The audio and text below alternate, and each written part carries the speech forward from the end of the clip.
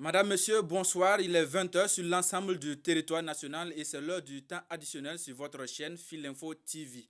Pendant 1 heure, nous analyserons et débattrons des choix du sélectionneur national Brahma Traoré pour la 9e et 10e journée des éliminatoires de la Coupe du Monde 2026.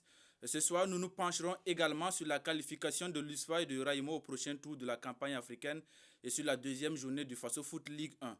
Dans cette émission, nous débattrons également du championnat d'athlétisme et pour discuter de tous ces sujets, je suis entouré de personnes averties comme Salifou Ouedraogo. Bonsoir Salif. Bonsoir Lino, bonsoir à tous les téléspectateurs de Filinfo TV. Content de te retrouver. C'est un plaisir. À côté de lui, il y a Nabi Bayala. Bonsoir Nabi. Bonsoir Lino, c'est un plaisir de retrouver le plateau. Merci beaucoup pour ta fidélité. Et en face, il y a Moussa Ramdé. Bonsoir Moussa. Bonsoir Lino, bonsoir à tous les téléspectateurs. Alors, merci à vous d'avoir répondu à cette invitation. Le sélectionneur national Brahma Traoré a rendu public ce 2 octobre une liste de 25 joueurs retenus pour affronter la Sierra Leone et l'Éthiopie pour le compte de la 9e et 10e journée des éliminatoires de la Coupe du Monde 2026. Deux rendez-vous importants pour les étalons dans la course à la qualification pour le prochain mondial. Compte rendu de Ruth Sana, à qui Sidonie Pouya a prêté sa voix. À l'approche des 2 dernières journées décisives des éliminatoires de la Coupe du Monde 2026 Zone Afrique, le sélectionneur national Brahma Traoré place sa confiance en 25 joueurs pour affronter la Sierra Leone et l'Éthiopie. Le temps de préparation sera court, très court, mais nous allons l'utiliser avec rigueur et détermination. C'est pourquoi nous avons choisi de garder la continuité avec le groupe des dernières journées FIFA. La stabilité et la cohésion seront nos atouts majeurs dans cette période exigeante. Ces 2 rencontres sont capitales.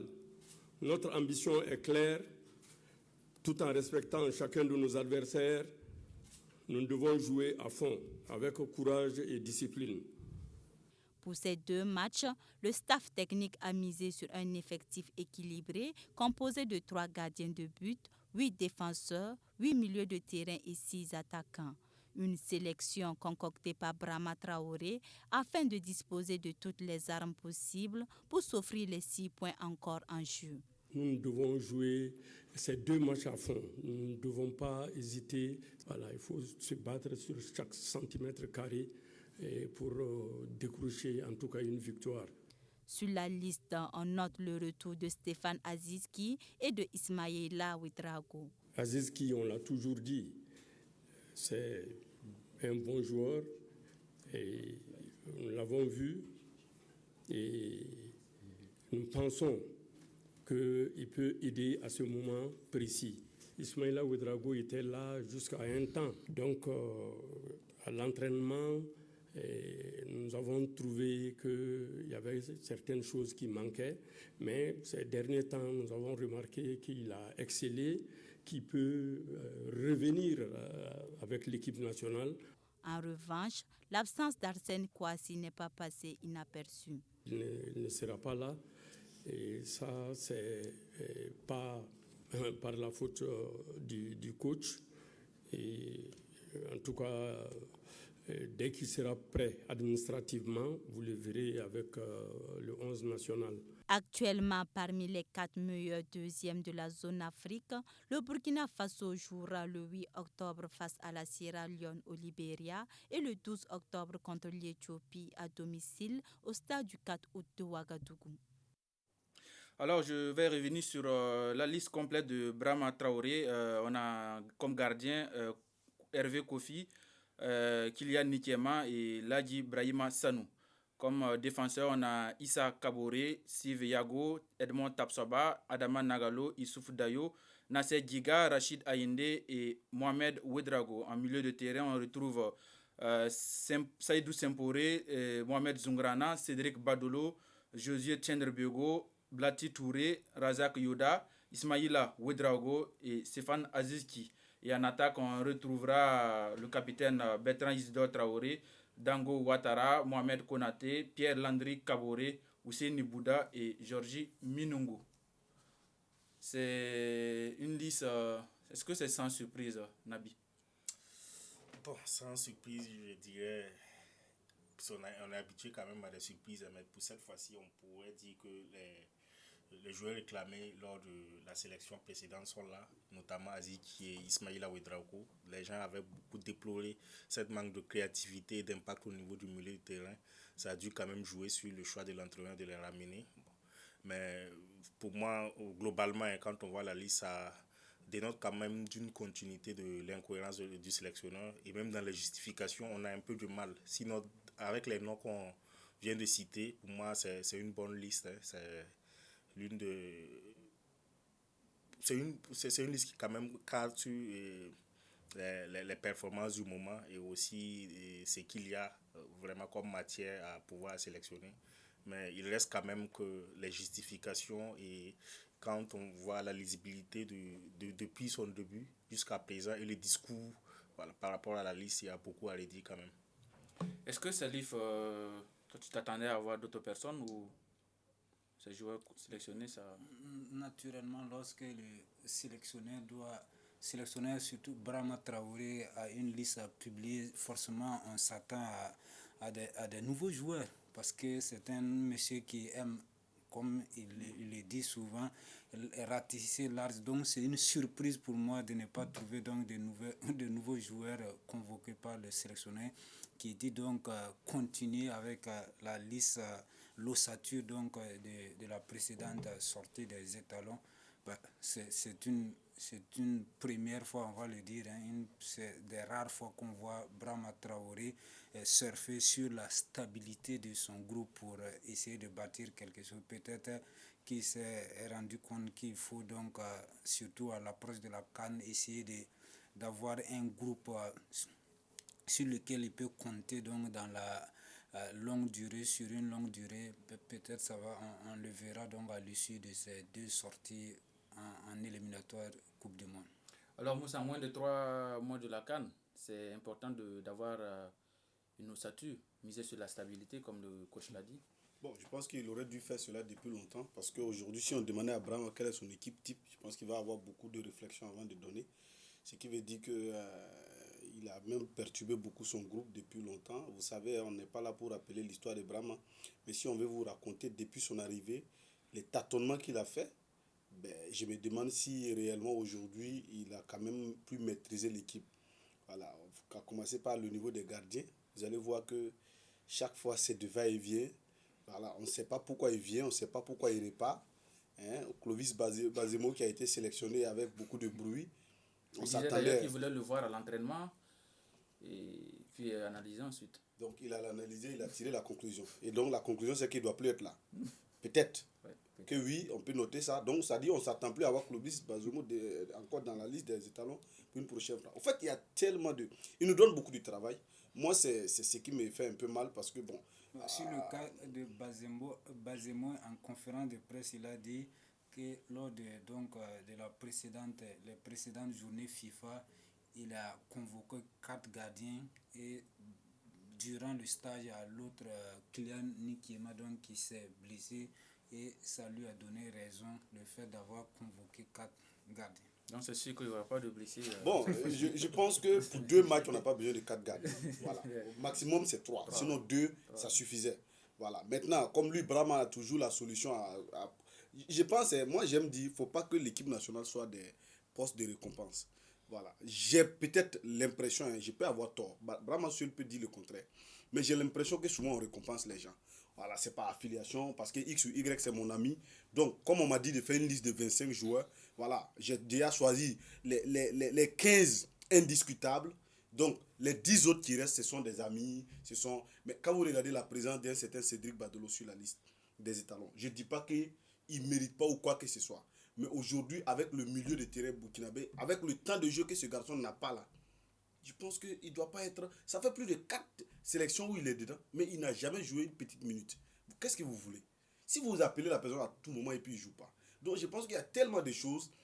Moi, je pense que si vous pouvez me permettre, je vais éviter de me prononcer vraiment sur la liste de Brahma. Parce qu'en voulant s'exprimer, on ne nous écoute pas comme étant des hommes honnêtes qui veulent vraiment que les choses évoluent. Mais on voit comme si on est en train d'être contre la personne. Ce n'est pas un débat personnel. Mais quand même, facilitez la tâche aux journalistes. Si vous ne facilitez pas la tâche aux journalistes, pourquoi vous avez, comment on appelle ça, vous êtes allergique aux critiques. Hein? Chaque fois que vous donnez une liste, il y a de l'incohérence.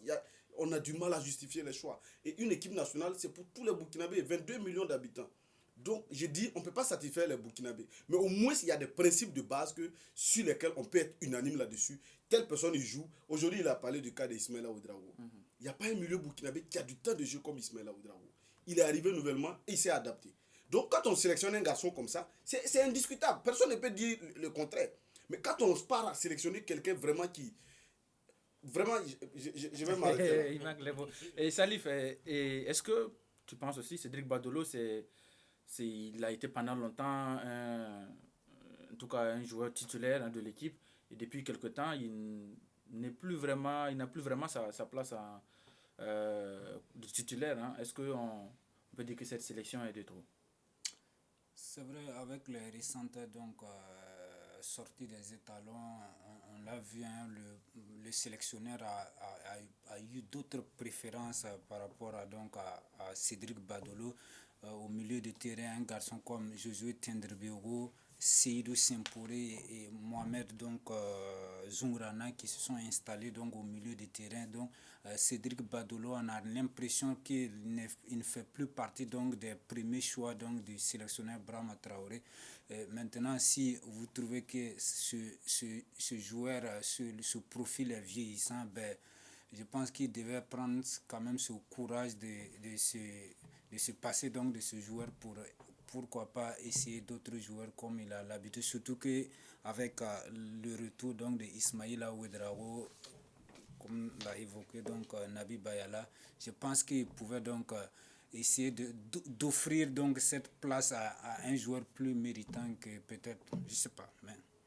Ah oui, le cas de Badolo, qu'est-ce que tu en penses? Oui, souvent on discute des choix quand il s'agit des jeunes joueurs, mais pour des jeunes joueurs, moi personnellement, je peux comprendre qu'on fasse venir un jeune joueur qui ne joue pas pour la découverte de l'environnement et pouvoir peut-être avoir des idées et savoir qu'il est suivi par le coach et qu'il a la possibilité d'évoluer en équipe nationale.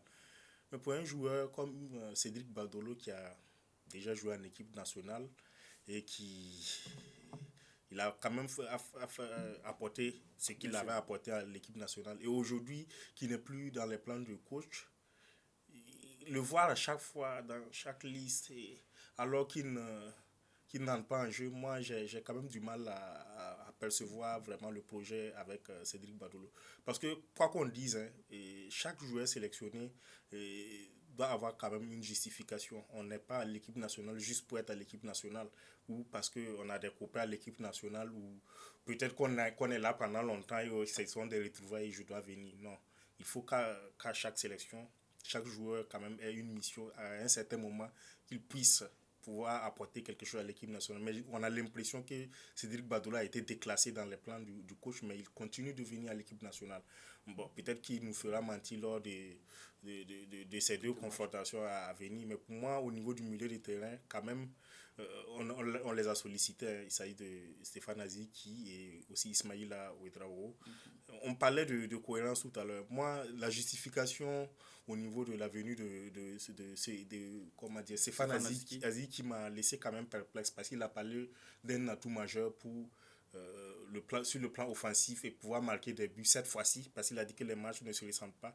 Ça reste à dire que on se redoutait quand même que contre l'Égypte on jouait pour le nul et il a confirmé parce que pour lui on ne l'a pas sélectionné contre l'Égypte parce qu'on ne cherchait pas des buts. Un joueur très offensif. Voilà, et maintenant Stéphane Aziz qui est de retour, voilà, parce qu'on a besoin de scorer. Bon. À un certain moment, on perd le fil, on perd vraiment le fil du projet de cette sélection-là. Et on attend quand même de voir, parce qu'il a dit qu'il veut se stabiliser pour la CAN. On va voir quels seront les hommes, voilà, sur qui il va mettre sa confiance pour nous préparer vraiment une bonne CAN au Maroc. Oui, salut, sur le cas Aziski. Ce qui est très choquant dans sa justification sur le retour de Stéphane Aziz qui met en avant ses performances lors du mondial des clubs. Pourtant, avant cette fenêtre, il y a eu les fenêtres FIFA des étalons ont joué après la Coupe du Monde des clubs. Ben, je ne sais pas pourquoi c'est à l'instant T que les prestations de Stéphane Aziz qui est en Coupe du Monde. C'est qui vient de visionner les vidéos. Je pense qu'il essaie de se justifier sans pouvoir convaincre. Alors, Moussa, toi, tu ne veux plus te prononcer sur la liste. Qu'est-ce que tu penses de ces deux matchs? Parce que le Burkina, quand même, dans son groupe, a manqué la première place. Là, maintenant, il faut tout faire pour être parmi les 4 meilleurs deuxièmes pour s'offrir les matchs de barrage. Comment tu vois ces deux matchs à venir? Bon, je pense que merci beaucoup effectivement de m'avoir épargné de la liste parce que là, c'est des polémiques quand même qui n'ont pas un sens. Parce que moi, là où j'attends un entraîneur, c'est le résultat. Voilà. Vous avez beau sélectionner les joueurs de Gawaba FC ou de Nalambou, c'est gagné. Ils sont tous des Burkinabés, vous savez. Donc, l'essentiel, c'est d'aller gagner les 2 matchs. Si on ne gagne pas les 2 matchs, Brahma est responsable. Parce qu'il a sélectionné ces hommes-là en fonction des résultats que nous, les Burkinabés, nous cherchons. Donc, la question... Est-ce que ce n'est pas trop dit de dire que Brahma sera responsable Mais parce écoutez, qu'il sélectionne les joueurs. Vous partez pour faire une guerre. Vous savez les armes qu'il vous faut pour gagner cette guerre-là. Si vous justifiez, j'ai choisi tel type d'arme par rapport à tel type d'arme parce que je sais que je veux tel... Mais aujourd'hui, qu'est-ce que nous on peut dire sur la liste de Brahma? Qu'est-ce qu'on peut changer? On ne peut rien changer. Donc il est le seul responsable. Il assume. C'est ça que je dis. Voilà. La polémique ne doit pas être même sur la sélection des joueurs, mais c'est sur le résultat. Voilà pourquoi j'en veux à Brahma pour ce qu'on a produit au stade du 4 août. C'est vrai, les joueurs, on a joué ce jour-là, mais on pouvait gagner ce match. Comme il a dit, est-ce qu'il est réellement, on est parti pour gagner ce match-là? Non, on a peut-être joué, on s'est dit, bon, comme c'est un match inaugural là, avec le stade du 4 août là, non, il faut surtout pas perdre. Voilà, l'essentiel, mais je pense que si on rentre en profondeur, Brahma sera très content après ce nul contre l'Égypte, hein, alors que les Burkinabés voulaient une victoire. Donc, vous voyez, je dis bien, quand on vous confie une responsabilité, vous êtes le seul responsable à assumer. On s'en fout du reste. S'il y a eu quoi dans les coulisses, non.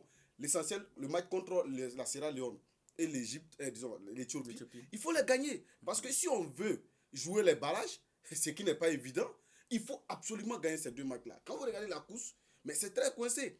La première place, évidemment, hein, je pense que c'est perdu d'office. Parce que 5 points, l'Égypte ne va pas se faire cette erreur-là. Donc, parlant maintenant... Ne dites pas ça, tout est possible. Vous savez, il faut être réaliste.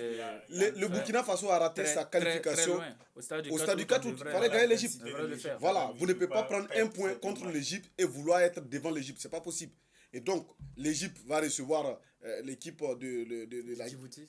Mais attendez, qu'est-ce que vous vous attendez à ce sujet-là? Il suffit d'une victoire pour passer. Donc, je dis, là où le Burkina peut se concentrer, c'est de gagner absolument ces 2 matchs et espérer maintenant être dans le top 4 pour jouer les barrages. Et je pense qu'en gagnant ces 2 matchs-là, ça nous assure immédiatement, puisque actuellement on est 4e. Voilà, donc on a notre destin en main pour être barragiste. Donc il faut absolument gagner les 2 matchs. Le goal différentiel, il faut aussi le soigner parce que c'est très important. Je pense que le sélectionneur, dans cette dynamique, il a dit je fais venir Stéphane Aziz parce qu'on a besoin de marquer beaucoup de buts. Écoutez, c'est pas Stéphane qui va marquer les buts pour nous. Parce qu'il dit qu'il a besoin de quelqu'un qui va pouvoir offensivement apporter donc aux attaquants un milieu créatif. Un peu de pression aussi. Également, surtout, face à la Sierra Leone, il cherche les 3 points, au-delà des 3 points, également une prestation à la hauteur parce qu'il n'a toujours pas digéré donc ce nul à Bamako face à cette même équipe. Alors, donc l'objectif de Brahma Traoré au-delà des 3 points, c'est de marquer le maximum de buts pour s'accrocher au wagon des barrages. Alors, Nabi, ce match contre la Sierra Leone, ça peut être aussi un piège. C'est plus qu'un piège, hein, parce que déjà quand on a en tête de marquer beaucoup de buts contre la Sierra Leone, c'est dangereux. Parce qu'on n'est pas jusqu'à preuve du contraire, on n'est pas supérieur à la Sierra Leone. On s'est croisé sur un terrain voilà, et on a subi Nabi est dans le réalisme. Non, il faut être réaliste. On a subi une remontada contre cette équipe. On a marqué beaucoup de buts contre Djibouti. Et maintenant, si c'est sur la Sierra Leone qu'on compte pour soigner le goal là, mais excusez-moi, hein, je crois qu'il va falloir vraiment cravacher. Et mais avec cette stabilité, je pense qu'on doit pouvoir quand même arriver.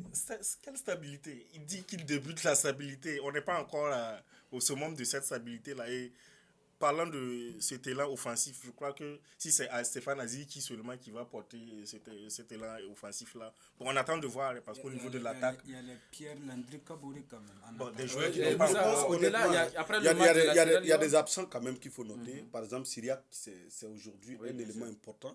Vous avez vu sur tous les matchs qu'il a participé. D'ailleurs, il a à son actif 3 matchs, 2 passes décisives, 2 buts, je pense, un truc comme ça. Il a quand même des chiffres stressants en montant plus. Donc, avec son absence, c'est quand même un point. Donc, Barama voulait marquer beaucoup de buts. On souligne que c'est une absence justifiée. Voilà, il y a aussi, mais avec la présence de Milungu et avec Dango Ouattara et Bertrand, je pense que il peut faire quelque chose. Je pense que le problème du Burkina, ce n'est pas les adversaires, c'est nous-mêmes. Voilà. Il suffit de préparer mentalement l'équipe, à faire croire à l'équipe qu'il faut absolument gagner et donner une pression positive. Et je pense que c'est à partir de là qu'on peut peut-être gagner cette équipe de la Sierra Leone. Mais rapidement, vous savez, la Côte d'Ivoire a perdu face à la Sierra Leone pendant les éliminatoires passés à l'extérieur. Voilà. Donc cette équipe sierra-léonaise, il ne faut pas voir ça comme un acquis. Il faut aller jouer absolument nos chances. Sinon, on risque de se faire surprendre encore, comme ce qu'on a vu au match aller. Oui, et le match face à l'Éthiopie, c'est un retour encore au stade du 4 août. Cette fois-ci, quand même, les supporters vont s'attendre à une meilleure prestation que celle qu'on a vue face à l'Algérie. Oui, je pense que l'équipe j'essaie toujours de l'équipe du Burkina Faso aujourd'hui a les arguments pour rivaliser contre n'importe quelle équipe. Voilà. À condition qu'on décide. Moi, je dis, le stade du 4 août contre l'Égypte, je ne pense pas franchement qu'on a voulu gagner l'Égypte. Peut-être qu'on a voulu gagner l'Égypte, mais on n'a pas donné les moyens qu'il faut pour gagner l'Égypte. Parce que quand un entraîneur joue face à une équipe contre l'Égypte, avec beaucoup de prudence, en ayant pour objectif, si je ne perds pas, au moins un match nul, c'est une satisfaction. Je pense que ça, c'est à mettre entre guillemets. Oui, Nabi. Il a réfuté ses propos en brandissant sa seconde mi-temps face à l'Égypte. Bon, moi, je veux surtout insister sur ce match contre la Sierra Leone. Parce qu'il a rappelé, c'est une équipe qui a déjà battu la Côte d'Ivoire, très difficile à manœuvrer. Ils ont un effectif composé de beaucoup de joueurs qui évoluent dans les divisions inférieures en Angleterre. Ce sont des championnats bien cadrés. Même la 5e division en Angleterre, ce sont des championnats bien organisés. Et physiquement, ça boxe. On l'a vu lors du match aller au Mali. Donc, il faut vraiment être sérieux et éviter nos challenges qu'on constate souvent au niveau de la défense. C'est vrai que notre défense actuellement, c'est notre atout majeur, mais il faut redoubler de vigilance parce qu'on risque quand même de se faire surprendre si certains domaines avec ces joueurs-là. Et pour le match contre l'Éthiopie, voilà, ce sont des équipes qui sont capables du meilleur comme du pire. Des équipes qui jouent. Je crois que lors du match aller, on les a vus. Ils aiment sortir.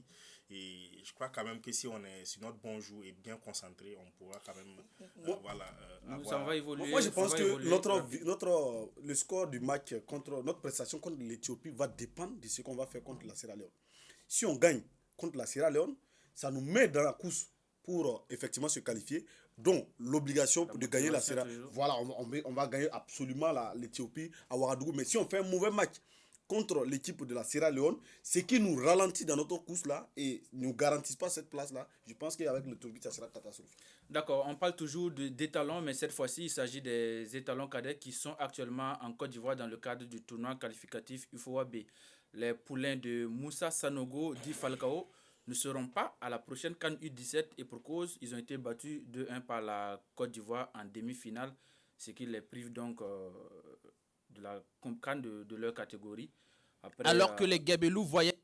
Alors on peut dire que après la 4e place à la CAN passée, les étalons seront absents donc à la prochaine CAN. C'est assez dur à avaler. Ouais, c'est quand même un coup d'arrêt dans cette catégorie donc des étalons qui après donc une longue période d'absence sur la scène continentale avait renoué avec cette compétition en 2023 du côté de l'Algérie puis enchaîner en 2024 voilà au Maroc et en espérant encore revoir donc une nouvelle génération essayer de porter les couleurs de l'équipe nationale dans cette catégorie les années à venir. Malheureusement, c'est un coup d'arrêt donc pour cette génération dirigée par Moussa Falcao. C'est vrai, c'est un échec, il faut le dire. On n'a pas pu donc enchaîner, réaliser la passe à 3 donc ça nous remet donc au travail et déjà se projeter donc sur l'édition 2027 parce que c'est devenu annuel donc cette compétition. Donc je pense qu'on ne doit pas tergiverser, commencer à préparer une nouvelle génération pour vite renouer avec cette compétition parce qu'on le sait, c'est devenu facile dans cette catégorie également d'accéder au mondial. Donc on n'a pas droit à l'erreur, donc il faut vite se remobiliser et repartir, donc chercher, dénicher ces talents sur toute l'étendue du territoire national afin de poursuivre. D'accord, Nabi, c'est un fiasco selon toi? Oui, c'est quand même désolant de voir que notre équipe U17 ne va pas participer. C'est vrai que depuis l'époque, la génération de Aliou, en descendant, le niveau a commencé à se déprécier. On se redoutait quand même de voir cette équipe arriver à ce niveau-là. Mais pour moi, c'est pas peine perdue parce qu'au niveau des centres de formation, on voit quand même qu'il y a un travail qui se fait. Donc, je crois qu'on pourrait se rattraper, mais il va falloir se réorganiser parce que la compétition se déroule maintenant chaque année. Donc, il faut changer de méthode de sélection. On ne peut pas attendre et regrouper des enfants pour pouvoir dénicher les talents. Il faut quand même un grand suivi au niveau des centres et aussi multiplier les compétitions pour les petites catégories. Le championnat petites pour pouvoir avoir à chaque fois une équipe prête. Pour pas qu'à la dernière minute, il y ait des comment dirais-je, il faut caracoler, rappeler des commandos. Bon, ça, à la dernière minute, voilà, comme ça a été le cas d'ailleurs pour cette compétition. C'est un peu compliqué. Voilà, donc il faut qu'on se mette au diapason si on veut quand même espérer participer à chaque fois à ces compétitions des petites catégories là. Alors, Moussa? Bon, je pense qu'à chaque fois quand je vois une équipe petite catégorie contre une autre équipe, moi je projette déjà, ça veut dire que dans peut-être 5 ans, la Côte d'Ivoire va nous battre comme ça. Hein? C'est une réalité, il faut être... Parce que c'est la formation de base. Pas forcément. Non, j'arrive, pas forcément, mais soyons réalistes. Ça veut dire que si rien n'est fait, mais ils peuvent apprendre de ces faits. moi, je vais dire tout simplement non, mais c'est vrai, qu'il ne faut pas qu'on se dort sur nos lauriers, il faut qu'on travaille.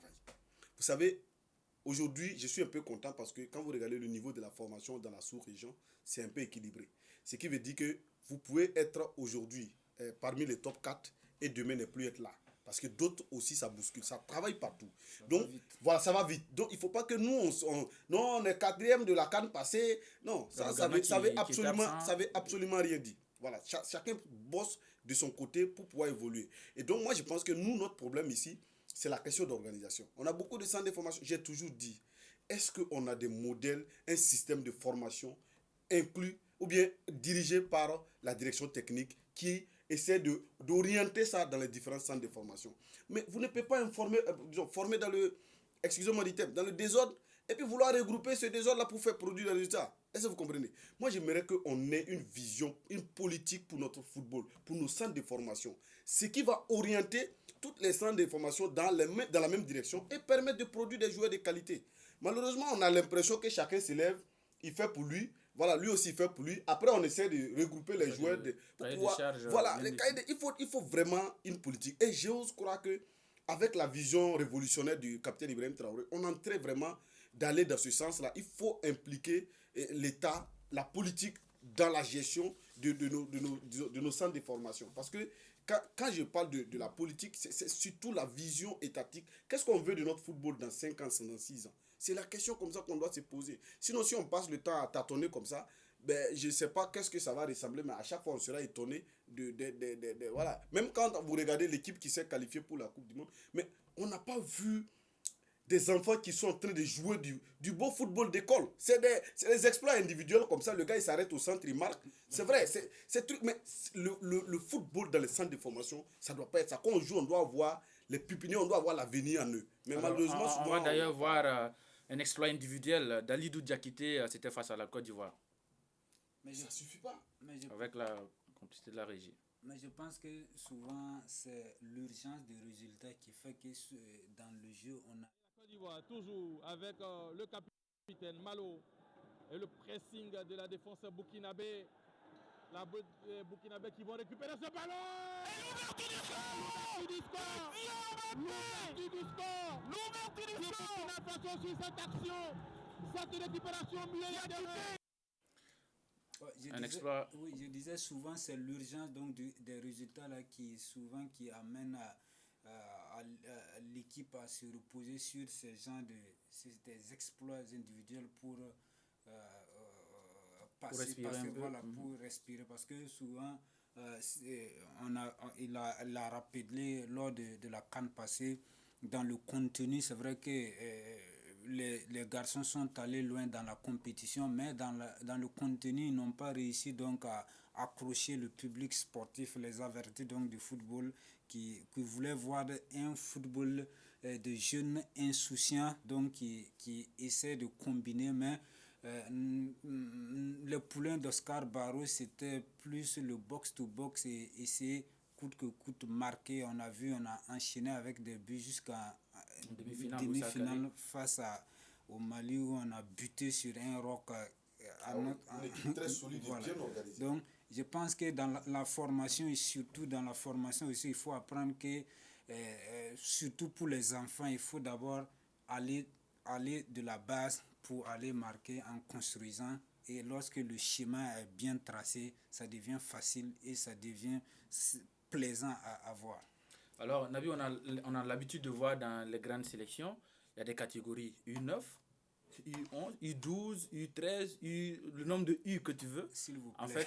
En fait, parce que je prends l'exemple parce que le Maroc, par exemple, dans leur centre technique, à chaque fois, il y a des regroupements, des petites catégories. Et j'ai eu la chance de voir des U9, des U12, des U15, en tout cas, qui sont régulièrement en regroupement. Nous, ici, ça n'existe pas. Oui, c'est aussi la base. Il faut quand même différencier les niveaux de... Bon, je ne vais pas dire de développement, mais quand même, eux, ils ont su prendre le taureau par les cornes. Mais déjà, chez nous, il faut beaucoup plus de cohérence au niveau même des catégories qui existent. Quand on voit même au niveau des espoirs, on a une équipe d'espoirs qui n'existe pratiquement plus.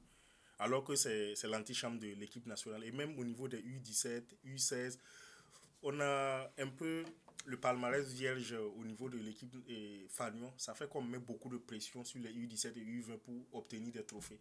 Alors que ces équipes-là, ce n'est pas principalement fait pour des trophées. C'est pour un projet. Voilà, c'est former les joueurs, comment les faire rire dans le bain de l'équipe nationale afin qu'ils puissent progresser et arriver en équipe nationale. Mais quand on voit nos équipes, dans le projet de jeu, à chaque fois c'est de se qualifier, c'est de se battre pour avoir le résultat.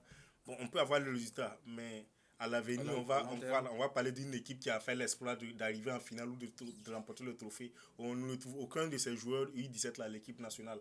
Donc il faut vraiment revoir le projet. On voit par exemple, en France, on a vu un entraîneur de l'équipe Espoir qui a fait trois éditions d'Héros Espoir sans se qualifier, mais n'a pas été limogé. Je parle du prédécesseur de Thierry Henry. Parce qu'on avait une vision, pas forcément d'avoir des trophées. Mais ici, bon, ça serait difficile d'avoir ce genre de projet. On n'est pas patient. Et il faut vraiment beaucoup de patience avec les petites catégories pour pouvoir arriver à quelque chose. Vous savez, dans la formation, il y a deux catégories de systèmes de formation. Il y a le système qu'on appelle le collectif individuel et l'individuel collectif. C'est-à-dire quoi? Le collectif individuel, c'est quoi? C'est un système qui donne c'est-à-dire c'est le système qui permet aux joueurs d'être forts, qui est le contraire de l'individuel collectif. C'est-à-dire que c'est les éléments qui rendent le groupe fort. C'est-à-dire que c'est le cas de Alidou qui a marqué, dont le groupe a gagné suite à l'exploit individuel de Alidou.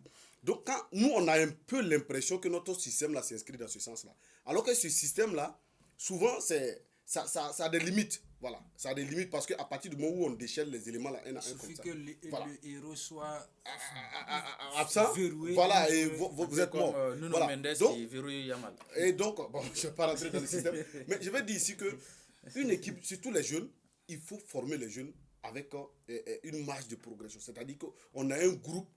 Mais voilà pourquoi l'équipe, par exemple, de l'Allemagne.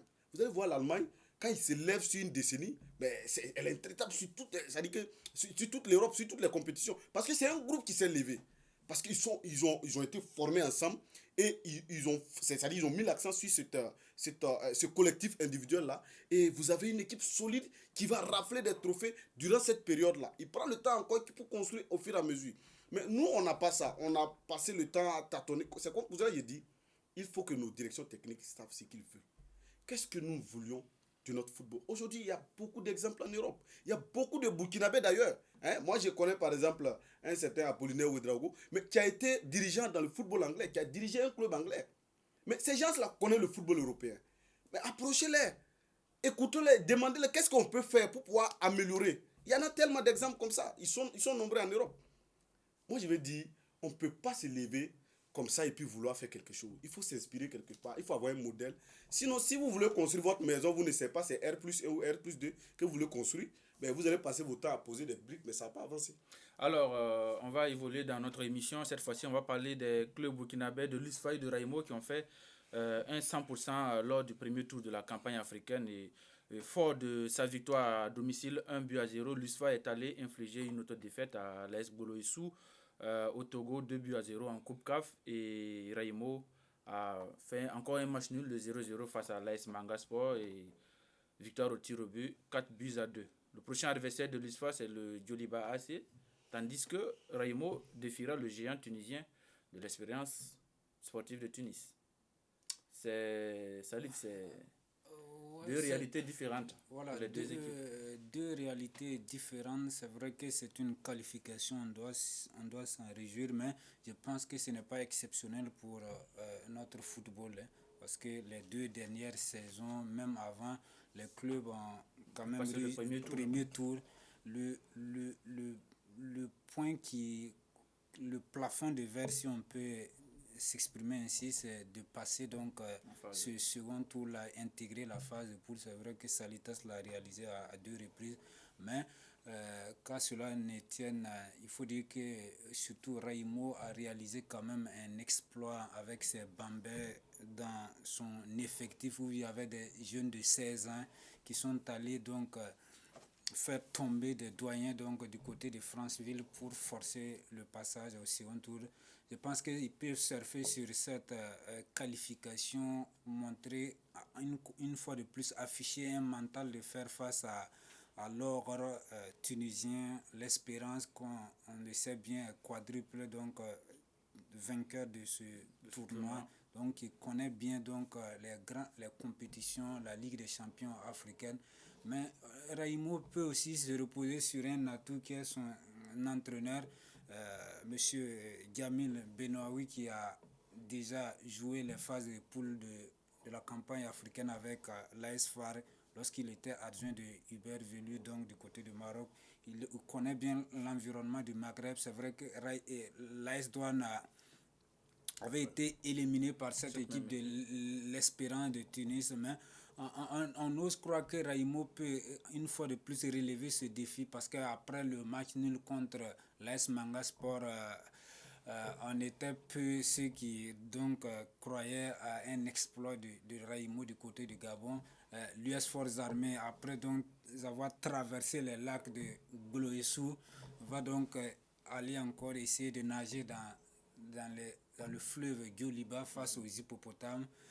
C'est un mastodonte donc du football malien, mais l'USFA, c'est un commando donc formé par Amadou Sampo.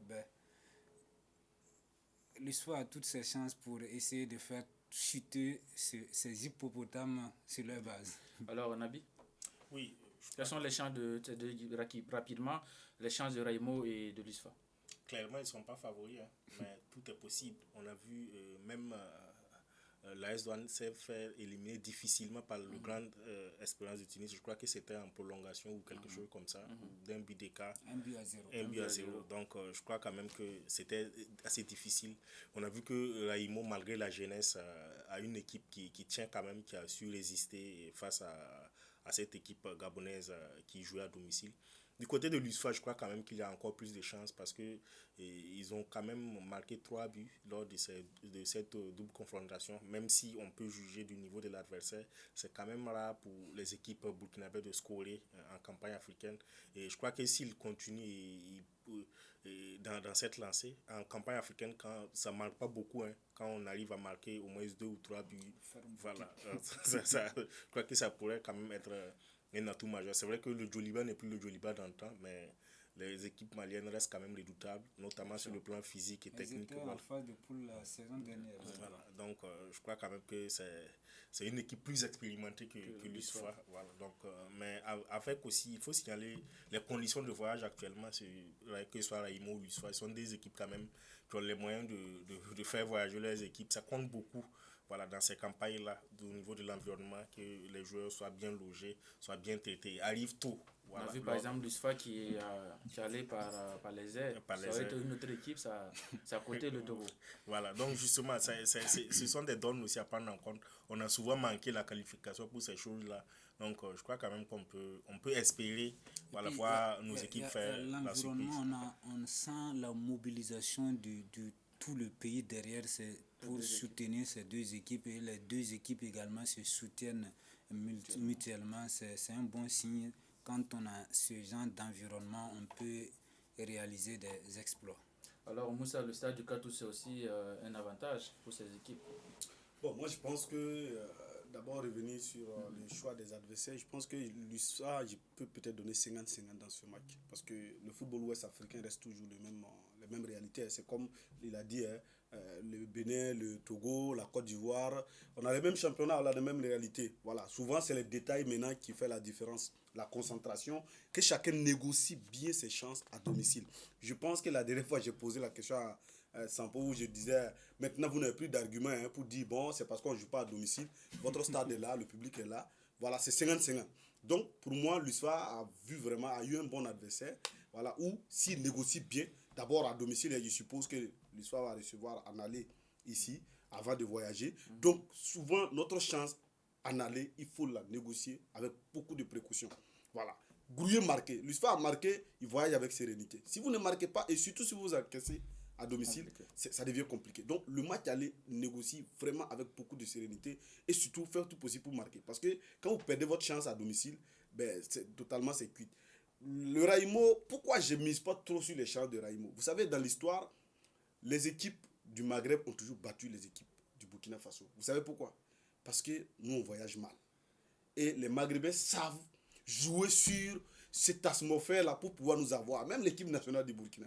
Quand on nous dit que, je pense que les étalons ne nous diraient pas le contraire de leur voyage à Ablida, en 2014, voilà, 2013, pardon, pour la qualification. Voilà.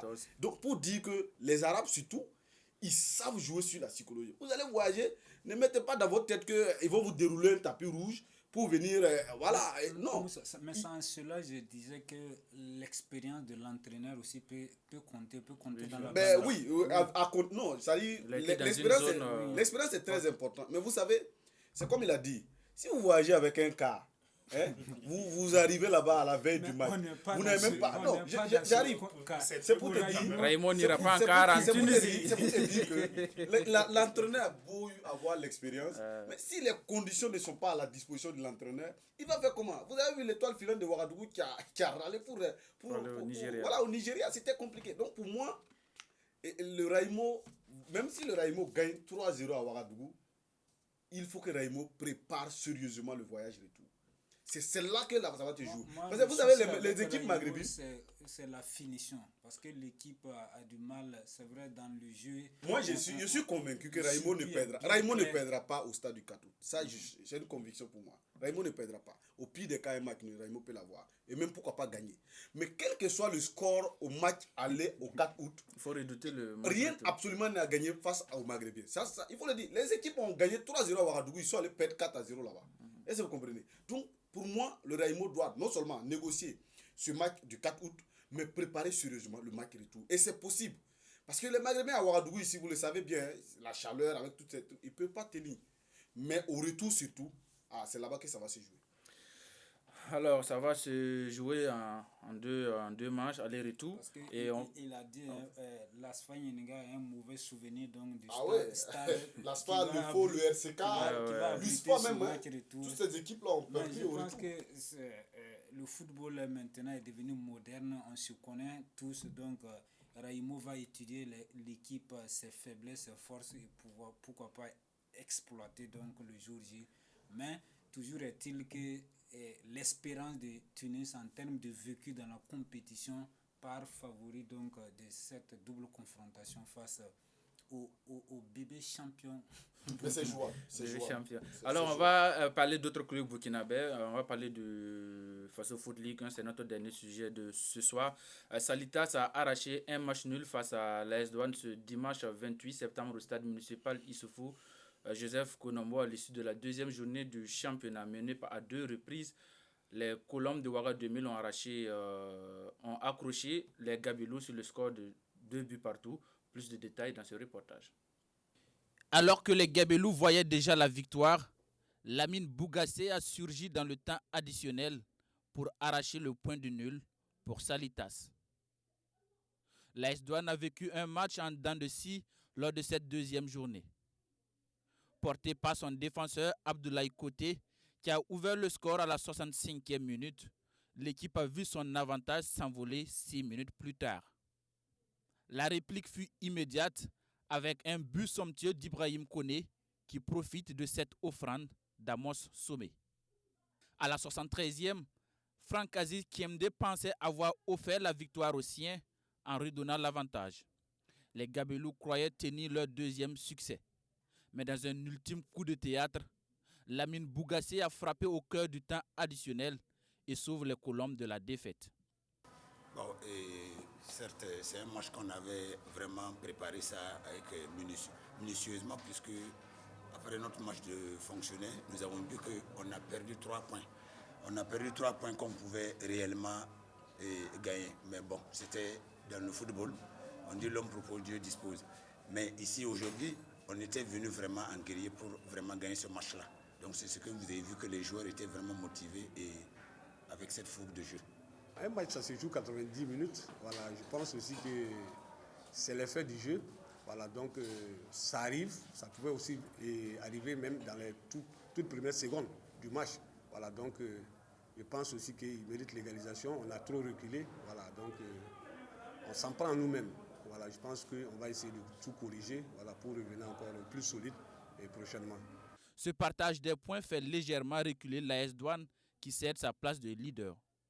Salitas, avec 2 points, occupe la 6e place du classement.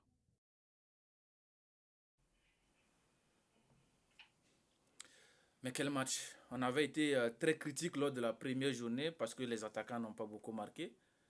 Et là, Salitas à AS Douane, 4 buts en un match. Navi? Oui, au-delà des buts, hein, parce que souvent on juge la qualité du match par les buts, mais souvent on fait fausse route. Mais pour ce match-là, mis à part les buts, on a vu quand même un jeu bien élaboré, surtout au milieu du terrain. J'ai bien apprécié le jeu de l'AS Douane au niveau du milieu. C'était des milieux vraiment très appliqués, très patients, qui savaient vraiment ressortir. Ils ont mis plusieurs bons ballons pour les attaquants. Et là, c'est à saluer. Au niveau de Salitas aussi, on a vu l'insouciance, des actions tentées vraiment sans prise de tête. Je crois qu'on aimerait quand même que les autres équipes du Faso Foot puissent copier, voilà, cette manière de jouer là. Alors, Salif? Ouais, c'était de pur régal, un bonheur donc d'assister à cette opposition avec à la fin donc 4 buts marqués, 2 buts pour chaque équipe. Si on pouvait donc accorder 3 points à chacune de ces équipes, j'étais partant parce que le nouveau règlement, elles ont joué crânement leur chance. On n'a pas senti de calcul dans ce match. C'était un match ouvert et il y avait également de l'audace, de la créativité au niveau des attaquants, et sur le côté également ça percutait. En tout cas, c'était un match qui donne envie encore d'aller revoir ces deux équipes lors de leur prochaine sortie, parce qu'elles ont démontré qu'elles voulaient donc produire du beau spectacle pour le public qui a effectué le déplacement, un public qui n'a pas regretté justement pour ce déplacement. On espère qu'elles vont continuer dans cette lancée et pourquoi pas plus de buts, hein, parce que même si le niveau du jeu est acceptable, à la fin il n'y a pas de but, on va toujours critiquer, mais je pense qu'elles sont sur la bonne voie et la 3e journée nous dira si on avait bien analysé. Alors Moussa, tu disais lors de notre édition spéciale à l'issue de la première journée que pour amener les gens au stade il faut du spectacle, mais pour là tu as été servi, on peut dire. Oui, je pense que on va pas aussi peindre tout le tableau en noir. On va dire qu'il y a quand même des exceptions, des matchs de temps en temps quand même qui donnent envie. Mais on a envie d'encourager vraiment. Vous savez, c'est souvent les calculs là. Hein? On n'a pas envie de perdre, on n'a pas envie... Voilà, le système à la manière, comment on appelle ça, Brahma Traoré contre l'Égypte. Hein? Il faut jouer. Voilà, il faut jouer franchement. Je veux dire, c'est un peu la philosophie des entraîneurs burkinabés. Voilà, il faut jouer parce que le football en jouant, vous créez des occasions. Ne vous occupez pas de combien vous allez encaisser. Non, c'est combien vous allez marquer qui est plus important. Et je pense que lorsqu'on inclut cette philosophie-là, peut-être que la direction technique gagnerait aussi à faire ce recyclage-là. Voilà. Au fait, si on est en train de lutter pour avoir le spectacle au stade, il faut qu'on change de mentalité. Il faut que la direction technique aussi travaille. Ça doit être une politique de tout le monde.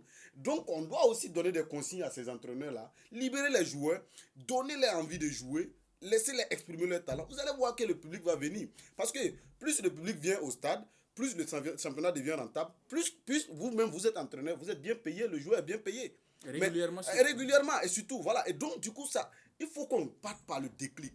Et le déclic, c'est quoi? C'est le spectacle. Parce que quand il y a le spectacle, les gens viendront au stade, les sponsors viendront, etc., etc. Et c'est là que ça va décoller. Donc, pour moi, c'est un travail qui doit être fait. Et je pense qu'à chaque fois, quand nous sommes sur les plateaux, on essaie de lancer ce cri de cœur-là. Peut-être que l'AS Douane et Salitas nous ont entendus la semaine dernière. Ben, on espère que le FO, l'Aspagne, le RCK et autres vont emprunter le même pas pour que chaque week-end, ben, si Decasser rate un match, qu'il ait des remords. Exactement. Et c'est ça que nous cherchons. Et vous allez voir que ça va construire quelque chose de bien. Alors, merci Moussa. Donc, nous sommes à la fin de ce numéro de temps additionnel. Par exemple, ce but que l'AS Douane encaisse, encaisse face à Salitas, la relance, la mauvaise relance donc, du portier, c'était un geste à proscrire de la part donc, pour le gardien. Mais il faut saluer la vigilance au-dessus de l'attaquant. Il n'a pas hésité. Voilà. Exactement. C'est ça aussi le football. Voilà, vous donnez l'occasion, on marque. Et c'est tout. Merci beaucoup. Merci à nos invités Nabi Bayala, Salifou Drago et Moussa Ramdé d'avoir accepté notre invitation. Merci beaucoup les amis. On se donne rendez-vous le jeudi prochain avec le même engagement et la même détermination. Bonsoir.